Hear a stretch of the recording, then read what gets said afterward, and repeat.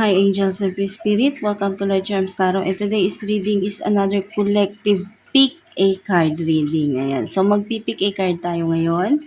Doon po sa mga hindi pa po nakasubscribe, please do like, subscribe, and click the bell icon for more updates.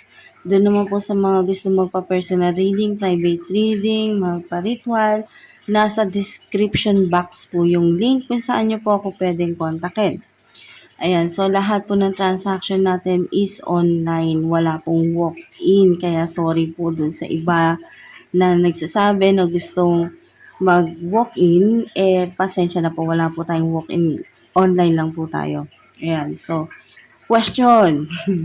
Ayan, so mahal. Ayan, mahal pa ba kayo ng mga ex-person nyo o person ninyo, kung sino man yung nasa isip ninyo na importanteng tao sa buhay nyo o naging importante sa buhay ninyo. Ayan, sorry at nagagalaw yung ating video. Okay, maraming nagtatanong kung paano magpabook. Sabi ko nga po, ulitin ko na naman, paano magpabook ng appointment. Nasa description box po yung link. Nandoon po sa Facebook page, doon niyo po ako kontakin. Wala po kayong ibang pupuntahan na link kung di yung nasa link lang nitong video na to. Wala pong iba. Yung link ko lang po. Ayan. So, tawagan niyo po ako, kontakin niyo po ako kung ako po talaga yon. So, pwede niyo naman po akong tawagan. Pero yung transaction po natin is nasa Facebook page po. Yung sa sagot. Okay? Nandoon po sa nasa link po yung doon nyo po ako kontakin. Ayan, so, mahal pa ba kayo? O minahal ba kayo? Ayan, kung ano man yung katanungan ninyo, kung talaga bang minahal kayo o mahal pa ba kayo ng mga person o ex-person na nasa isipan ninyo, masculine man o feminine, okay? So, meron kayong dalawang choices. Choices 1 or choices 2. Ayan, so, umpisahan na natin.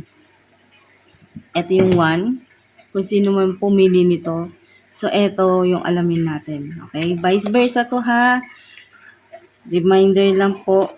Maaring hindi po lahat maka-relate o maka-resonate dito sa video na to. Kaya wag po kayong magagalit sa akin kung ano pong lumabas dito.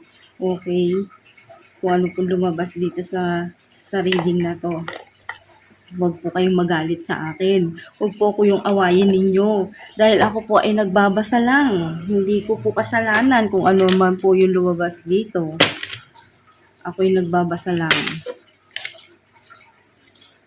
Minahal ka nga ba o mahal ka pa ba ng person mo? Kung sino man yung nasa isipan mo, ex-person, o kung sino man yung person na nasa isip mo, babae man o lalaki. Minahal ka ba o mahal ka ba niya?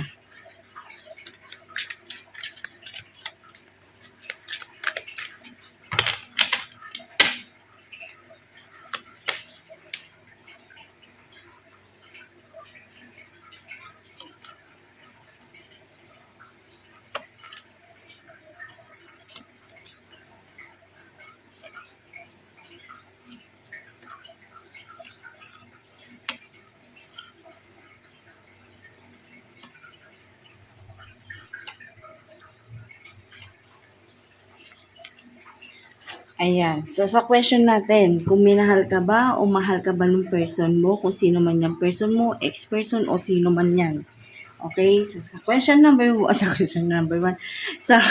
question natin, okay, sa mga pile 1, yung etong option 1, kung sino pumili nito.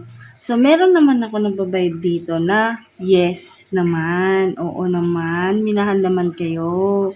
Kaso nga lang, nagbabago yung araw. Okay?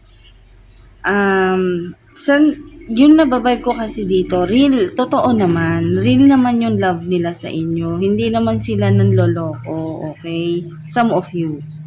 Okay? Kasi may nakikita ko dito na may changes eh. Napakalaki ng pagbabago. Sobrang laki ng pagbabago. Nung una, okay kayo at true, totoo naman, kumbaga yung intention nila sa inyo, totoo, may love, nandoon yung love. nandodo'n naman. Kasi nung una talaga, nakikita ko naman dito, masaya kayo, peaceful yung relationship ninyo, no? Meron lang talagang mga atrimitida at atrimitido sa buhay ninyo, ayan. So, yung nakababibe ko kasi dito na wag kasi kayong maghanap ng taong masasandalan kapag meron kayong problema ng mga karelasyon nyo. Okay, wag kayong maghanap ng ibang tao na pwede nyong tawag dito, pwede nyong sabihan ng problema ninyo kapag nagkakatampuhan kayo.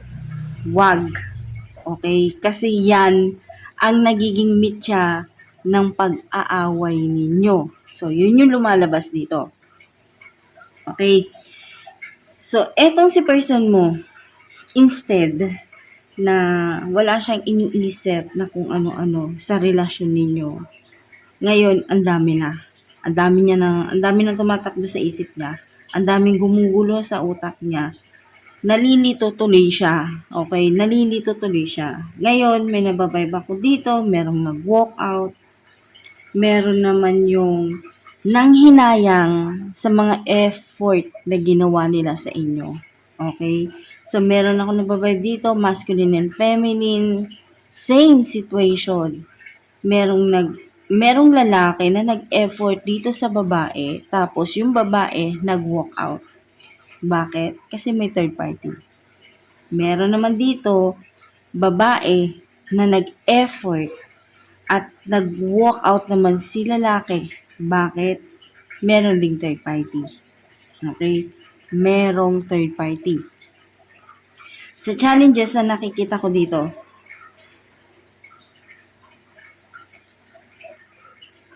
yung, antag dito, bigla ako na-post. Sa challenges na nakikita ko dito, pride, yung umiiral sa inyo ngayon. Both side, pride. Kaya, merong cut off na nangyari, ng ghosting, di na nagparamdam, di na tumawag, di na nakipag-usap. Kasi nga, ginagalit nila kayo. Okay? Kumbaga sinasadya nila to kasi gusto nilang tingnan kung paano yung yung magalit ka. Gusto nila yung magalit ka. At sa iba naman, nakikita ko dito, galit-galitan lang. Arte lang yun. Naggagalit-galitan lang. Okay? Pero atat din siya na makausap ka. Kumbaga gusto niya rin, one day, dumating yung araw na mag-usap kayo ulit. Yung okay ka na, kalma na rin siya. Ganon. So, sa ngayon kasi may post, kumbaga parang wala munang usap-usap, no contact muna. Okay, yung ganon na gusto niya ganon. Gusto niya muna ng tahimik, ayaw niya munang ma-stress. Pero doon sa tanong na kung minahal ka ba niya o mahal ka ba niya, yes naman, oo naman. Nakikita ko dito. Kaso, merong marupok sa inyo. Alam mo yon, marupok. Sumusuko kapag nahihirapan na. Ganon. Sumusuko na kapag, kapag gusto nang umalis. Ganon. Parang hinahayaan na lang. Pero kung tutusin, may nakikita naman ako dito na pwede niyong ayusin yung relasyon ninyong dalawa. Kumbaga, oo, may nasira, pero pwede pang maayos. So, yun yung nakikita ko dito. Pwede pa siyang maayos. Some of you, hindi ko nila lahat. Pero meron kasi dito na nagpapakita na talagang may hirapan na kayong ayusin yung relasyon ninyo, lalo na't marami na kayong masasakit na sinabi sa isa't isa. One thing na lang na paraan na pwede nyong ayusin yung relasyon ninyo is yung ganitong ritual. Okay? So, yung ritual na lang ay yung paraan na pwede nyong gawing action. Pero nasa sa inyo yan kung gusto nyo pang gawin o hindi na o pabayaan na lang na tuluyan masira kayong dalawa. So, nasa inyong dalawa yan. Okay? So, minahal naman kayo. Dun sa mga pile 1 na antag dito na namili nitong card na to. So, minahal naman kayo ng person ninyo. Totoo naman yung pagmamahal nila. Wala namang halong panluloko. Wala. Meron lang talagang mga tao sa paligid niyo na talagang gusto rin kayong paglayuin, paghiwalayin. So, yun yung nakikita ko dito. Okay, so next is file 2.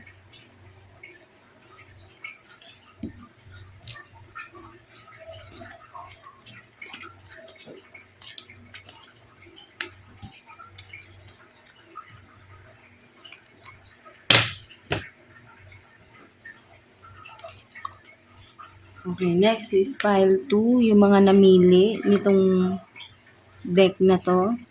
So, ito yung reading para sa inyo. File 2. Minahal ba kayo? O mahal pa rin ba kayo ng mga person ninyo? Kung sino man yung nasa isip ninyo mga person ninyo. Minahal ba kayo? O totoong mahal kayo ng person ninyo? Sa mga file 2, ito yung reading ninyo. Doon po sa mga gusto mo pa personal reading, private reading, magpa-ritual, nasa description box po yung link kung saan nyo po ako pwedeng kontakin.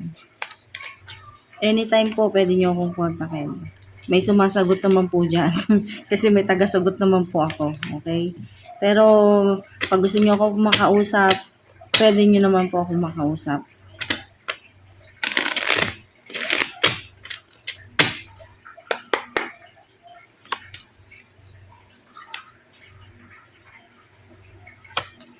Minahal ka ba ng person mo o mahal ka pa ba ng person mo?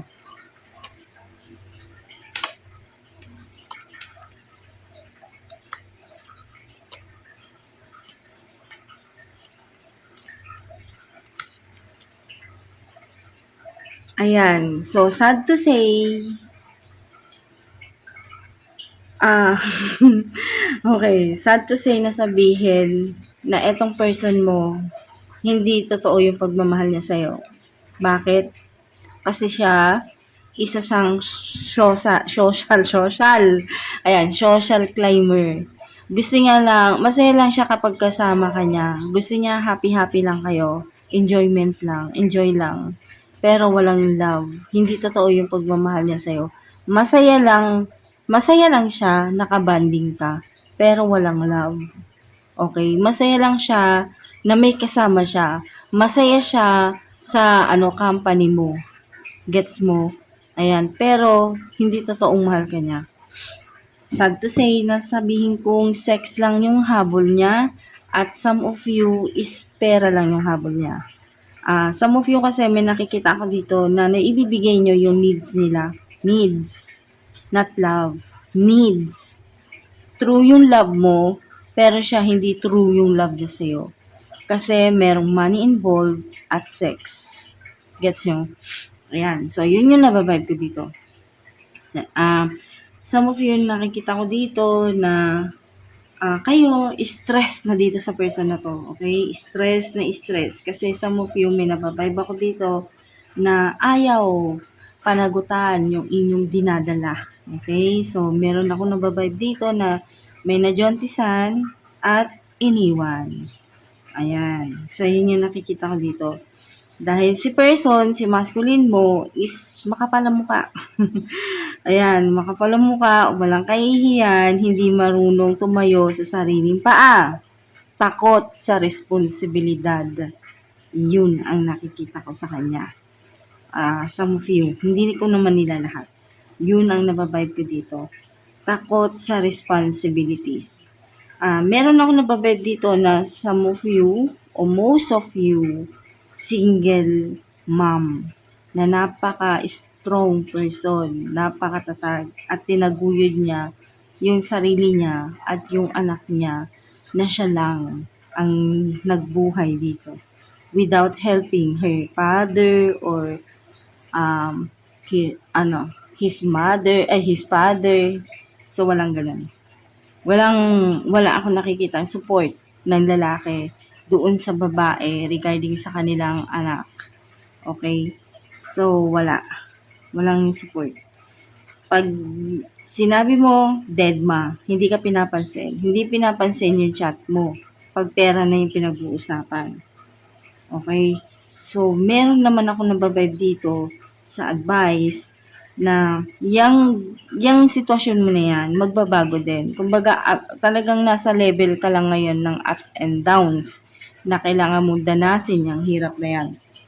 Okay? So, yung lalaki na yun, kaya ka lang niya pinakisamahan kasi nag-iisa lang siya sa buhay. Wala siyang kasama. Kailangan niya ng kasama. Kailangan niya ng company. Kailangan niya ng kaligayahan sa buhay niya. Kaya yun. Kaya siya nakipagrelasyon sa'yo. Kasi hanggang enjoyment lang. Pero walang love. Okay? At merong money involved. Akong nakikita dito. So, yung sagot doon sa tanong, kung minahal ka ba o mahal ka ba talaga, ang sagot is hindi. Hindi kanya totoong minahal. Okay? Hindi kanya totoong minahal. Pero masaya siya na kasama ka. Kasama ka niya. Yun yung nakikita ko dito. Pero love, wala. Wala. Walang love. At kapag ikaw pa yung nag-aano sa kanya, yung nagpapakita sa kanya na talagang nag-care ka sa kanya, wala, di kanya pinapansin. Dead ma. Yun ang nakikita ko sa kanya. Okay? Pinaglalaruan ka lang niya. In short, yan. Ginagamit, pinaglalaruan. So, yun yung nababayad ko dito. Yun. So, yun lang po. Maraming salamat. Thank you and God bless. See you in next vlog. Bye-bye.